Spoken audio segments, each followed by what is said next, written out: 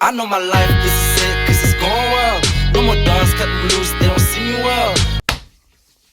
When I get in to a deep dive of how witness protection actually works, okay? Let's see how witness protection actually works. I'll share my screen 1 minute. Ooh, ooh, I got a slide. Ooh, ooh, I got a slide. Oh, oh, ooh, ooh, I got a slide. Ooh. All right, y'all pay attention. Shh. Pay attention. Pay attention. My name's Jackie Taylor, but that's not my real name. When I was 7 years old, I was put into witness protection. This is everything I'm authorized to tell you. No, we didn't get a new house, and no, we didn't get a new car, and no, we definitely did not get a briefcase full of money.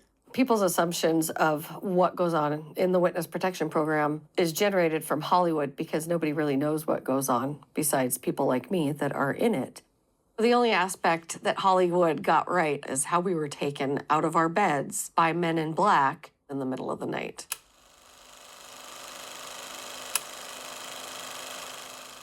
Growing up, I believe I actually came home from the hospital to the Cleveland Hells Angel Clubhouse. And still to this day, I feel, I love that culture. There was a lot of family involvement. There were kids and moms, and we had backyard barbecues all the time. I thought it was normal for every man to have a blade on their belt, or I thought it was normal for them to all have pistols in their boots.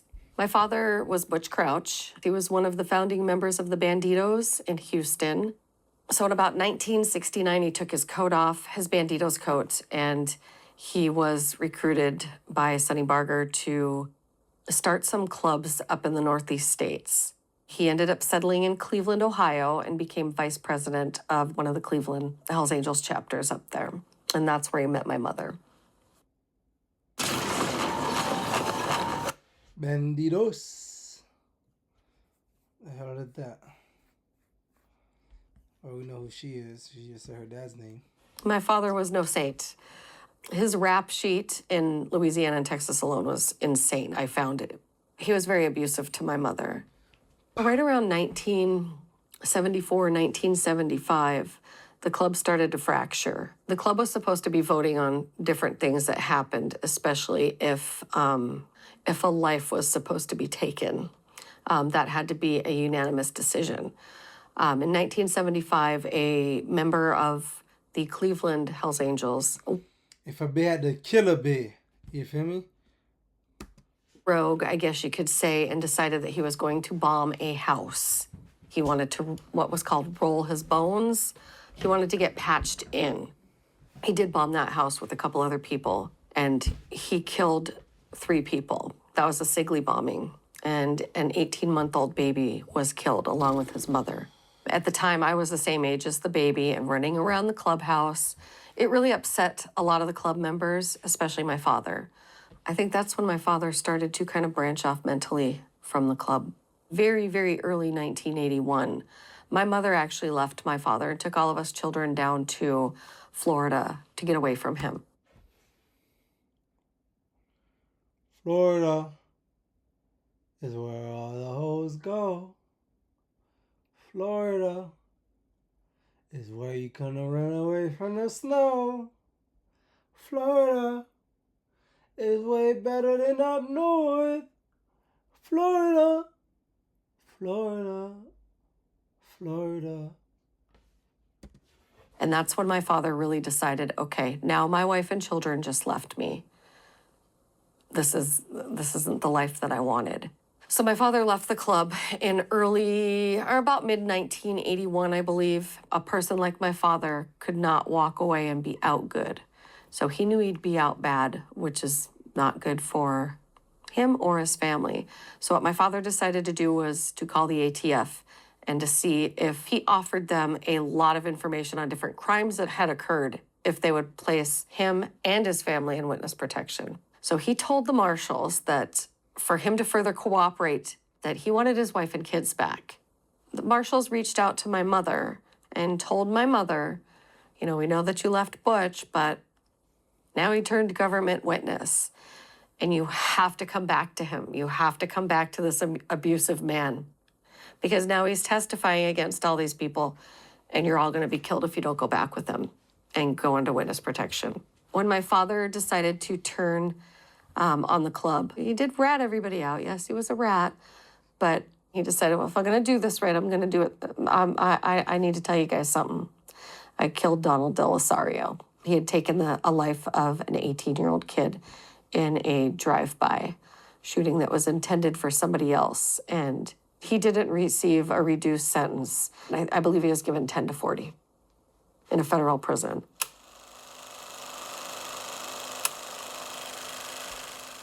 We were taken out of our beds. I was 7, my sister was 5, and my brother was 2. We were all absolutely terrified. We had no idea what was going on. My mother knew. My mother had been making plans secretly. When she would do laundry, she'd put a couple shirts away or a couple pairs of shorts. She couldn't take everything. I think she packed a suitcase for each kid. We were put into vans and taken to a hotel, switched vans, I remember that, and eventually reunited with my father. And then we went to a safe house. There's a handful of safe houses across the U.S., and we were put in one. It was a giant house with different wings on it. They made meals for us. The marshals, I remember them cooking with their sidearms. I actually have a picture of us eating Thanksgiving dinner with the marshals. We weren't permitted to leave. We weren't in prison by any means, but, you know, we couldn't leave without them. So I remember we went to Kmart. That was kind of a big thing. We all had to pile in the van, and, you know, we just did a little Kmart thing. I think we were in the safe house for about 3 months. From everything that I've heard from other people, it usually takes about 2 or 3 months for all the proper paperwork to be done to, you know, create a new identity.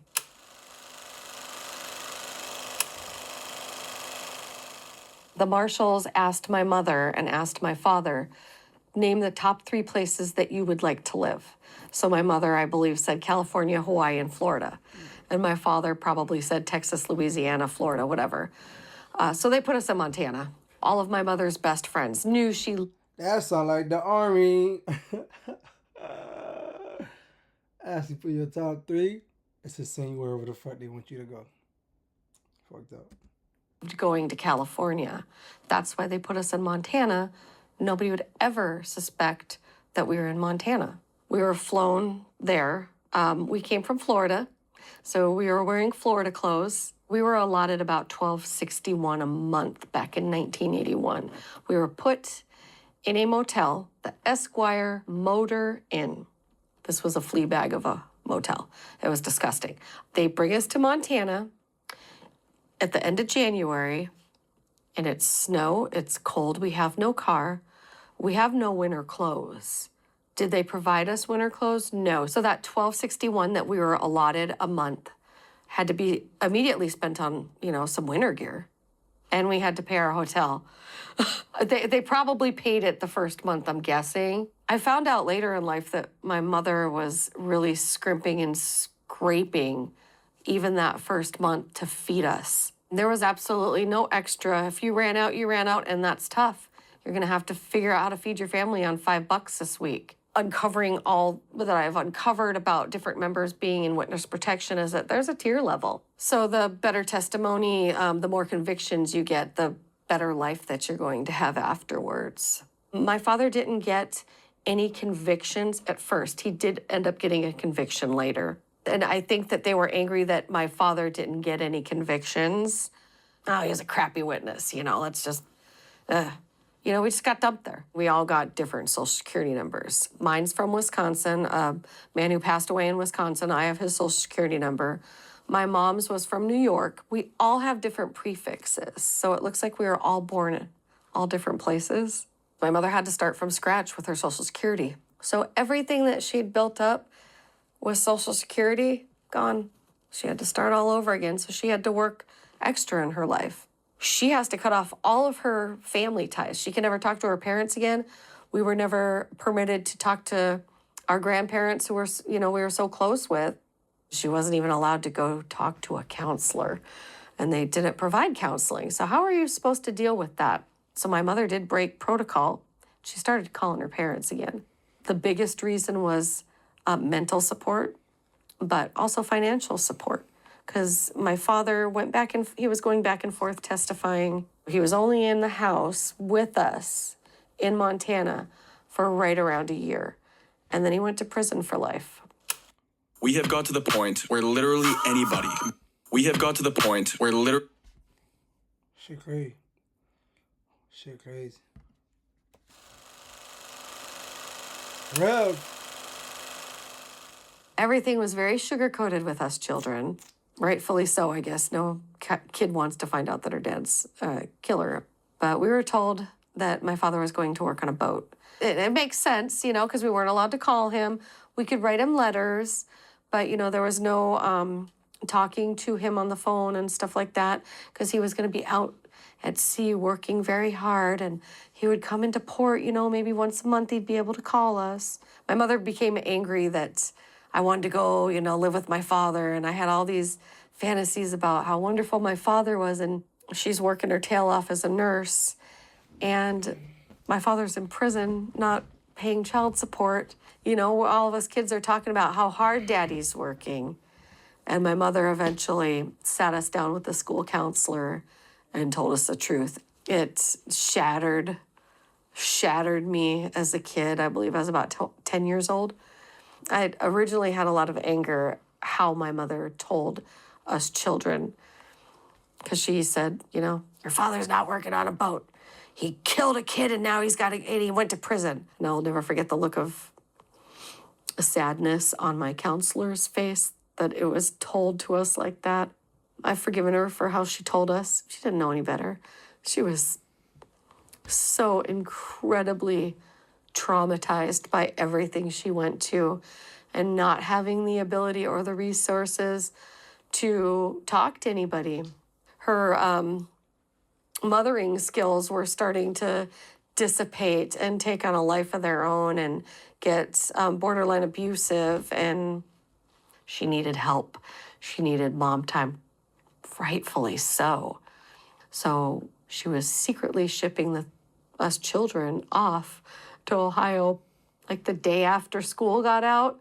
So we spent all summer, every summer, secretly back in Ohio with my grandparents. After we were put into witness protection, the president of the Cleveland chapter went to my grandparents' house and talked to my grandfather. And he told my grandfather, Mary and the children are not in danger. You have my word. We just want Butch. My grandfather was a very good judge of character, and he knew that we were safe and that it was okay for us to come back and forth. My grandparents had this great place with lakes and piers, and we were fishing every day. And I don't remember being nervous as a kid going back to Ohio. I was just so happy to be back there.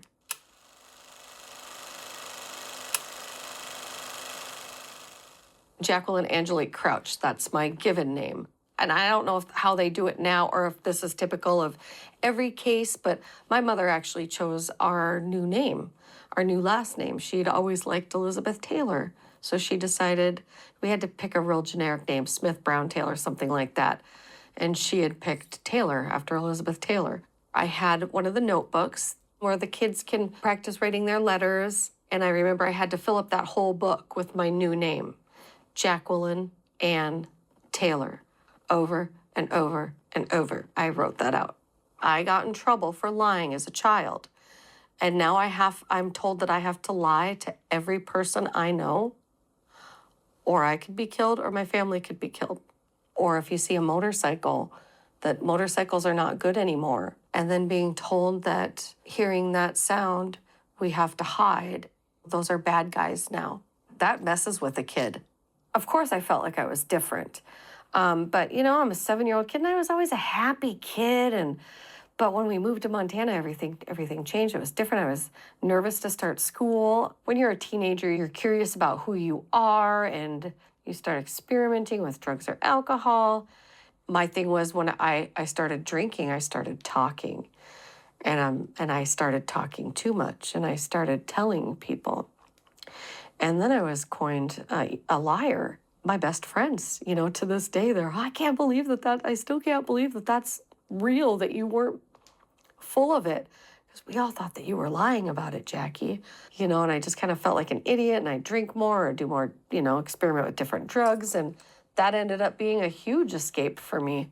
I got in a lot of fights. I was stealing from cars. I was shoplifting. I went to rehab when I was 14, and then I was put in a psychiatric hospital when I was 15, and then I was put into a group home when I was, after that. I'm in a psychiatric hospital, and I'm telling my psychiatrist that where all of this is stemming from. And I'm not being believed. So now, you know, I'm being misdiagnosed. I remember laying in bed one night in this psychiatric institution thinking to myself, I'm going to just have to figure out how to deal with this by myself. Nobody's ever going to believe me. It's just a fundamental part of life. We all need to know who we are, where we came from. I didn't have those answers, and they were shrouded in secrecy, to where I had to look in the newspaper, finding articles about my dad, hours and hours and hours of research, and finding these articles about my father. Growing up and not having this information and not knowing why I was even on the witness protection program really propelled me to just kind of launch my own investigative journey and storm the federal building in 1993, I believe it was. When I got into who I needed to talk to that day, I got scolded and eventually escorted out of the federal building. I wasn't allowed to go into the federal building and even tell a marshal that I was on witness protection. I didn't know that. As an adult, I have never signed anything. I have never had an agent sit me down and tell me, this is what you can do and this is what you can't do. So right now they're calling me a breached member of security, but am I? How can I breach a contract that I have no idea what that contract even entails? So no, I am not a breached member. I am still a member. Welcome to Welcome. Should we do a commercial break? Yeah, we're about halfway there. Commercial break.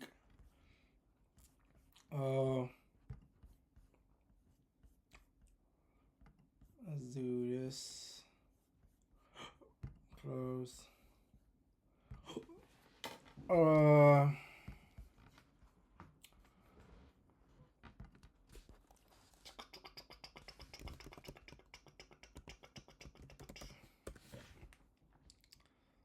Where this kid is.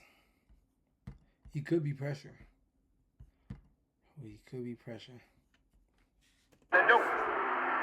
Y'all would probably just try to sell my customers some dope. What the? Free clock.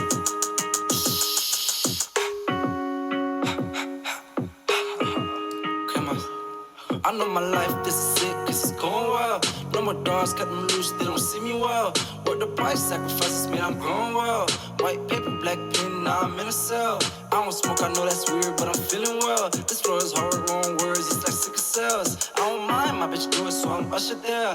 Niggas blind, they not humble, they don't really care. Nah, rest in peace on my side. R.I.P. to the Knicks, y'all are so sorry. Been sorry since legit. I ain't never know about nobody that ever got a lick. Been listening to Tupac while I'm trying to get big. Ain't rest in peace to monsters, cause my voodoo is lit, yeah. My voodoo just hit, yeah. I know my life, this is sick, cause it's going well. No more dogs, cut them loose, they don't see me well. What the price, sacrifices, now I'm growing well. Orange fit, blue ink, now I'm in a cell, yeah. Rest in peace on my side, R.I.P. to the Knicks. If you tryna tote, that means your hands ain't it. Niggas sweep, ain't no dummies, boy, no more kills. Be at ease with your body and just don't kill. Pop your pills. I know my life and the shit's not perfect. I'm thinking before I act, cause the shit's not worth it. I need the perfect beat, cause the words not hitting. Make change the music. Free clock, watch me prove it. Free clock, watch me prove it. I know my life, this is it, cause it's going well. No more dogs, cut them loose, they don't see me well. What the price, sacrifices, man, I'm growing well.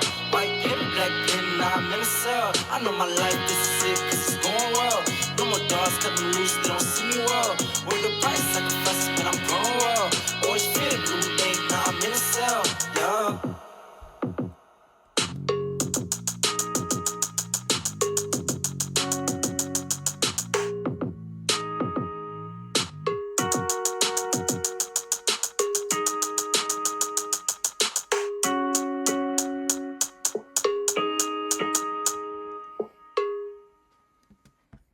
I know the nigga hard, man. Alright, let's go back. Chapter 6, baby.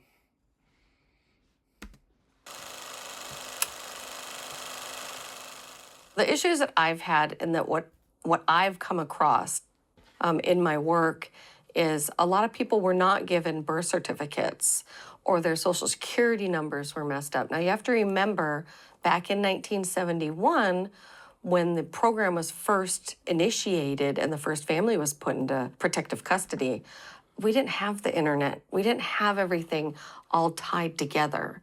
Now it's flagging on a home loan that I tried to get, an SBA loan, small business loan. And what can they do about that? They can't really give me a new social security number. At this point, I'm 51 years old. I believe back in about 1985, my mom wanted to sign us up for softball and Girl Scouts, things like that. Back then, you needed birth certificates. All I know is that the judge back then refused to give us birth certificates. So I've never had a birth certificate under my name. I only have a social security card, and they had given us passports back then. So remember, I was put into witness protection in 1981. 1997, 16 years later, I'm trying to get a marriage license and I'm trying to also go to college. I don't have a birth certificate. The lady in the Yellowstone County courthouse absolutely refused. I'm like, call the marshals. Well, they're not going to acknowledge that I'm in WITSEC. What he did say to that lady was, I can attest that she does not have a birth certificate. She is Jackie Taylor. Please issue her a marriage license. She said, okay, thank you. Hung up and said, nope, still not going to do it. Go to the next county and try them. So I almost couldn't get married. Now I'm trying to go to college. Back then, I had to sit down with the admissions board and plead my case. Thank goodness, my next door neighbor who I'd babysat for, she didn't know I was on the witness protection program until that day that I sat down the college admissions board. She was head of it. And I just remember her looking at me going, when I was telling my story.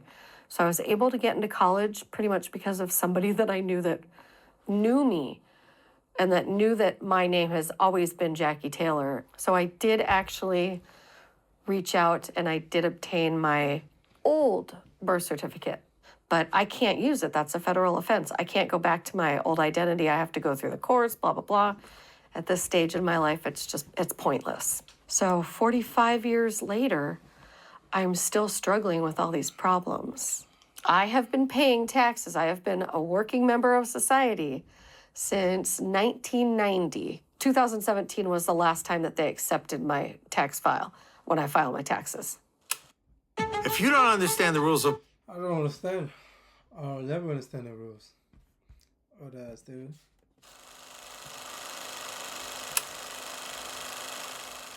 So when my father originally got out of prison, he served about 8 years of his sentence. He was moved again and given the name Paul Dome. He met a lady. They ended up getting married, and they bought a little chunk of property out in East Texas, and he settled there for, I think, about 11 years. Right about 2006, I had visited my aunt down in Louisiana, and she asked me, do you want to go see your daddy? And I went, because I still had so much hatred for him.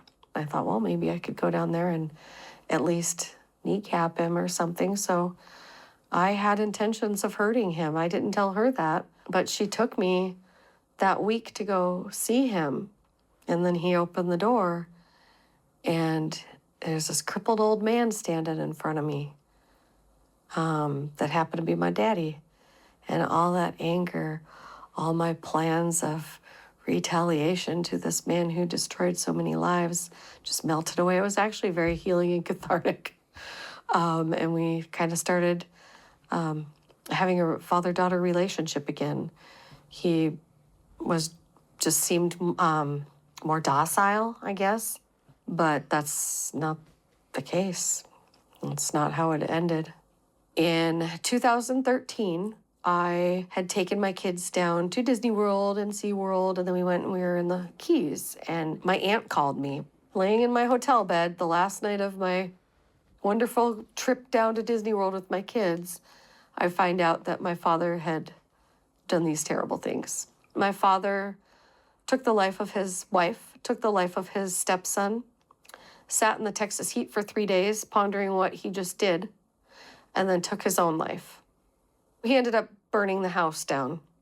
And while the house was on fire, he was sitting in his car. And when the fire department pulled up, is when he ended his life. My father wasn't a good man. And now he's an old, crippled man out in the middle of nowhere, Texas. And nobody's keeping an eye on this man who has admitted to taking many, many lives. I ended up going back down there, and I went down there to actually bury my stepmother and my stepbrother. I told them to put my father in a box and throw him in the Red River. As far as I know, he took their lives. But then I started digging into what the sheriffs saved for me. He left me a big black steamer trunk full of pictures, letters to the U.S. Marshals, letters to the Social Security Administration. He had written a manuscript. He kept every letter that he ever wrote, in prison, out of prison, everything. And I started digging into his trunk and digging into these letters that he wrote and finding out a month before he passed away, wrote a pleading letter to the marshals, begging the marshals to help him so that he could go get medical care. We all know that when we're in physical pain, it can take a toll on our mental health. I had no idea that she was sick. I had no idea that his stepson had terminal brain cancer. And I had no idea that my father was in such dire straits with his physical health as well. I thought that these killings were in cold blood. I didn't know the surrounding circumstances. I'm not condoning anything that he did because he shouldn't have done it. But he wasn't thinking clearly because he was in so much physical pain. At the end of the day, it's still Butch Crouch.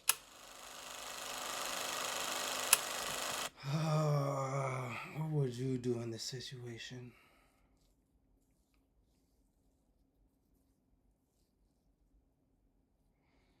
Bro, the federal government is like known for dumb, stupid shit. For just somebody could have helped. Somebody could have helped. Maybe the government could have helped. But the one person that he reached out to could have had a nice, not cold heart and could have like did something. Fucking talk to him on a weekly basis. Something. That's fucking trash. I found out so much about myself and my past through his death and what he left for me. My father wrote this manuscript. It's 1,100 pages depicting outlaw biker culture, his experiences from 1966 to 1981. Everything that he did, everybody he saw, every run that he made, all club activities are depicted in this manuscript. And I found like the gold mine of outlaw biker history. Also in the big steamer trunk that he left me were his patches. So this particular club, you do not possess the patches ever, unless they're on the back of your coat. I actually went back to Cleveland and I went unannounced and I did the cold knock on the clubhouse door and the guy opened the door and I said, "Hi, I'm Jackie Taylor. I'm Butch Crouch's daughter. I'm here to return his patches. He's dead." It's just something that I had to do out of respect. The president called me within a day or two. I spoke to him on the phone that day and we went and had a sit-down dinner together. And this is a man that babysat me, you know. He told me, "Jackie, you guys were never in danger. We would have never hurt you or your mother. Are you kidding me? You know, we loved you guys. I changed your diapers. I would have never done that to you." And that was comforting, but the anger that started to build inside me towards the marshals is something that I'll never even be able to articulate properly. It was all for nothing. But they were never after us. They wanted my father. Of course they wanted my father, but they were never after us. My mother was so beloved throughout the club. She was their nurse. She was their cake decorator. She took care of all of them. I was listening to the adults around me that were telling me they were going to kill me. So, that was it was nice to hear that I wasn't in danger anymore, or that I never was. I finally felt safe for once in my life. I'm not going to lie. I'm not gonna lie. Shit crazy. Shit's insane.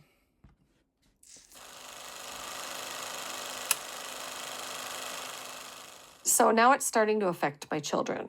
Third generation witness protection problems. My children's Medicaid was canceled because I don't have a... Yo, you get on witness protection? Now your kids gotta get on witness protection? But you were never in danger to begin with?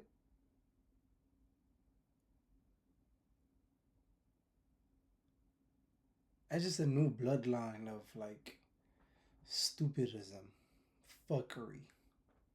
I like stupidism better. Stupidism. Certificate. And I spent 2 days on the phone calling the marshals, calling anybody that would listen, and eventually calling the governor's office, talking to his aide. No help, nobody. It was just a baton passing for 2 days. That's what propelled me and threw me into the media. My mom always said something that stuck with me. If all else fails, go to the papers. And that's what I've done. And I'm not going away. I'm just going to get louder. So the first article in 2010 came out in the Sunday Gazette. 1 or 2 days later, I got the call. And I looked at my phone, and I knew immediately that it was the marshals. So they just want to get me out of the media. People have reached out to me over the years that have similar issues like I do, wanting advice or help, or what did you do? And yes, there's avenues that you can take to get this, and that. Yo, this is no shit. You join the fucking military. You get out. You're putting your VA claim. And your VA claim is just going up, down, getting stupid ass appointments. You're not going to get this money. Like, you're better off just ignoring it. But you can't even ignore it, bro. Damn, bro. Yeah, the government is like, you hurry up, get in a line over here. And when you finally get to the front of the line, they tell you gotta go over there. So you go on the line over here, you get in front of that line, and they tell you, oh, now there's a line like in the middle. You go in the back of that line, you finally get in the front, then they give you like one thing, they like, come back in a week.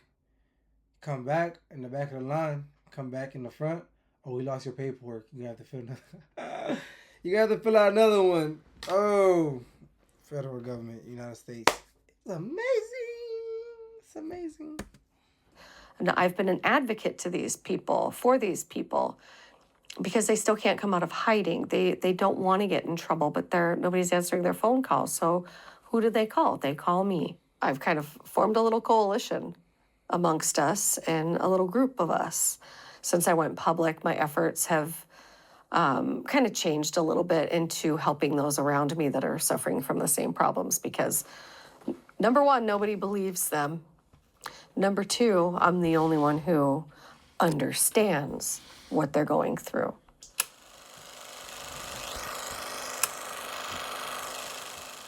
I'm not advocating so much for the adults that made the decision to go into witness protection, because they made the choice. I'm advocating for the children that did not make that choice. My big thing also is, advocating for mental health in the program. We need counseling, for gosh sakes. We definitely need to form some sort of a committee to oversee their actions and their policies, and how they are treating their members. As much as I've spoken out about the marshals, I would love to come and work for them and to help them rectify this situation so I can finally shut up and go on with my life. These people also want to go on with their life, but That right there is a fucking leader. She's a leader. She's not just trying to like talk shit and tear him down. She's talking shit with the hopes of fixing the problem. Not just, you're a piece of shit. Oh my God, you guys are trash. Oh my God. No, she's saying you guys are trash. But give me a fucking job, bro, and I could help y'all fix all this shit. She's a real life leader. Not no hero. It's not a fairy tale she's living in. She's a fucking leader. True definition. can't stop because I'm their voice. And that I wouldn't be able to go on living with myself knowing that they're all struggling. I lost one of the gals that has been reaching out to me for years. Is that going to be documented? Nope.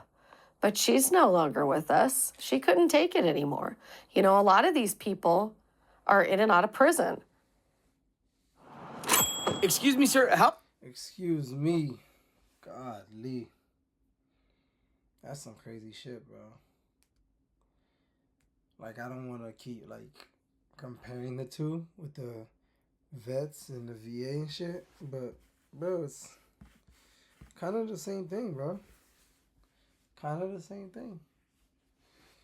Let's play this. These people are in and out of prison. There's more taxpayer dollars right there. If you're not spending the money on helping us become productive members of society, then you're gonna spend money on either our burials or you're gonna spend money on us in prison. 3 big things that we absolutely need to restructure. We have to have proper identification. We have to have mental health care, and we have to have medical until we can substantiate ourselves as adults. We're such a small society, 19,250 of us. The majority of those being adults. So let's just say 4,000 to 5,000 children. I don't care if there's 5 of us. I committed no crimes to put me in the position that I'm in. I always said the witness protection program was more secretive than the CIA. Nobody, the numbers aren't out there. They're not answering our calls. There's nobody that we can really call. We are given this generic number that we can call or an address that we can write a letter to. We've all written the letters. We've all had them sent registered mail or return receipt. And, they always say that they don't get our letters or people pass the buck on. Nobody's taking responsibility for an individual member. My ultimate goal absolutely would be to testify in front of Congress and tell them of the hardships that I've had personally, my family, and those around me that have reached out with the Witness Protection Program and what struggles I've faced. They need to hear this. Why are we throwing money at something that is broken and not working? Let's admit it, organized crime isn't going away anytime soon. If we have organized crime, we're gonna need witness protection, right? So we need to fix this because it's fundamentally flawed. So I'm getting louder with my release of my podcast, Relative Unknown. It is a 10-episode podcast. It's about an hour long each episode. It covers mental health, it covers witness protection, it covers the biker culture. So now I'm working on season 2 of Relative Unknown, and it's titled The Others. Their stories need to be told now. It's all fascinating. I'm excited to do this work, but do I want to be doing this work? No. I just want to live a happy life in Montana, out in my little mountain town that I have a bar and restaurant in. 51 years old, I finally found my people. I'm so happy and content there. And that's the life that I just want to live. I don't want to do this. I just want it to be over. And I can't go away until it's fixed.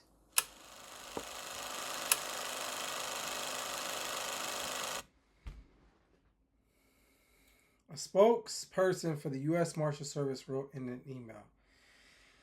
The U.S. Marshal Service, through the Witness Security Program, is entrusted with the security, health, and safety of government witnesses and their immediate dependents, whose lives are in danger as a result of their testimony against violent drug traffickers, terrorists, organized crime members, and other major criminals.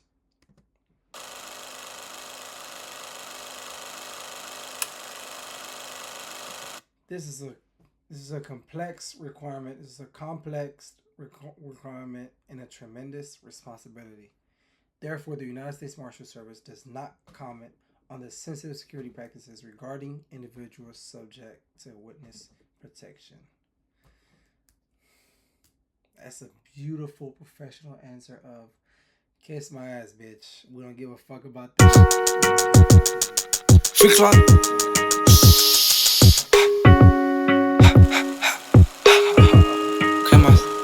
I know my life, this is sick, cause it's going well. No more dogs, cut them loose, they don't see me well. What the price sacrifices, man, I'm growing well. White paper, black pen, now I'm in a cell. I don't smoke, I know that's weird, but I'm feeling well. This floor is hard, wrong words, it's like sick of cells. I don't mind, my bitch do it, so I'm ushered there. Niggas blind, they not humble, they don't really care. Nah, rest